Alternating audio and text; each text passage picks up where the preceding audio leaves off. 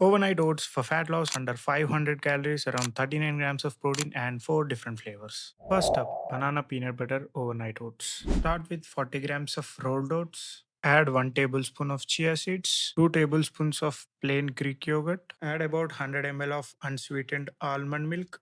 Add 1 scoop of whey protein. I'm using chocolate flavor. And give it a good mix. Add some mashed banana into the mix. Close the lid and refrigerate overnight or at least 3 hours. In the morning, top your oats with some banana slices and half a tablespoon of peanut butter. This gives you around 476 calories and 39 grams of protein. Next up, double chocolate overnight oats. Start with 40 grams of rolled oats.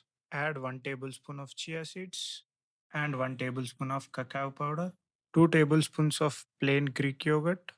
Add about 100 ml of unsweetened almond milk. Add 1 scoop of chocolate whey protein and give it a good mix.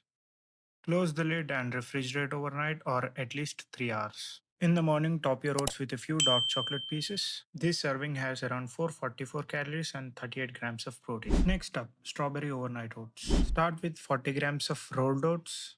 Add 1 tablespoon of chia seeds, 2 tablespoons of plain Greek yogurt. Add some mashed strawberries. Add about 100 ml of unsweetened almond milk and a scoop of whey protein and give it a good mix. Close the lid and refrigerate overnight or at least 3 hours. In the morning, top your oats with some strawberry pieces. This serving has around 392 calories and 39 grams of protein. Last up, apple and almond overnight oats. Start with 40 grams of rolled oats.